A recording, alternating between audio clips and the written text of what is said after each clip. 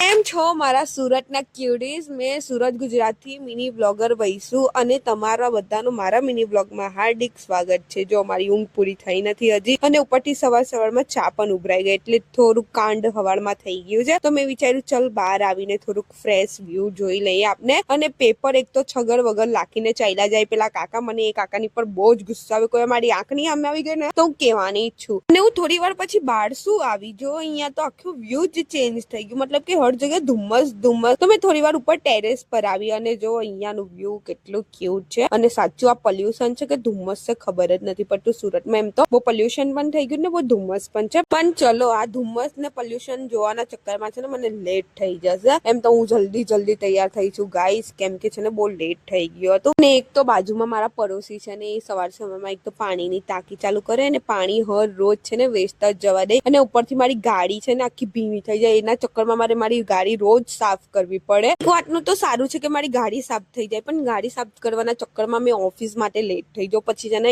એક તો આવીને મારે ભાગવું પડે ઉપર, અને ઉપરથી મારાથી દાદર ની ચરાય। એમ તો આજે મારી ફ્રેન્ડ મને ગેટ પર જ મળી ગઈ હતી, તો મેં બે સાથે ઉપર આવ્યા છે ને સાથે પંચિંગ કર્યું છે। અને ગાઈસ આ કોને કોને યાદ છે પેપરનો કેમેરો? જ્યારે હું નાની હતી ને ત્યારે મેં બહુ જ બનાવેલો છે, પણ અત્યારે મને બનાવતા નથી આવડતું। આ તો બાજુમાં એક ભાઈ બેસે છે એ બનાવી આપેલું, અને જો અમે ત્યાં આગળ લુડો પણ રમ્યા। આ બધી હાથથી બનાવેલી છે કુકી, અને આ સ્પિનર પણ મારું નથી, મેં બીજાની પાસે છે ને માંગીને લાવેલી છું ગાઈસ। મતલબ કે ત્યાં આગળ બધા મને બહુ સારી રીતે રાખે। અને જો આ સાંજનો વ્યૂ તો ગોલ્ડન હોવર્સ તો યાર મને બહુ જ ગમે હે ને યાર, સાચું કેવું ને તો મને ગોલ્ડન હોવર્સ જોવાનું બહુ જ ગમે, એટલે મેં છે ને કેમેરામાં કેદ કરી લીધેલું છે। અને ઘરે આવીને તો જો મેં ફટાફટ ઘરે આવી છું, કેમ કે મારે જવાનું હતું બહાર, પણ હું પહેલે બહાર તો નહીં ગઈ હતી, મારું બેગ મૂક્યું, ફટાફટ ચા પીધી છે અને જલ્દી છે ને હું ભાભીના ઘરે જવા માટે નીકળી ગઈ, કેમ કે અમે લોકો આજે બહાર જવાના હતા। અને જા ગરી બહાર જવાનું નામ આવે હું નહીં જઉં એવી તો વાત થાય જ નહીં। અને જો અમે સૌથી પહેલા અડાજણ સાઈડ આવેલા છે, કેમ કે પહેલા અહીંયાથી છે ને સિપુને પિકઅપ કરવાની છે, પછી અમે લોકો જવાના છે બહાર ખાવા। અને આ જો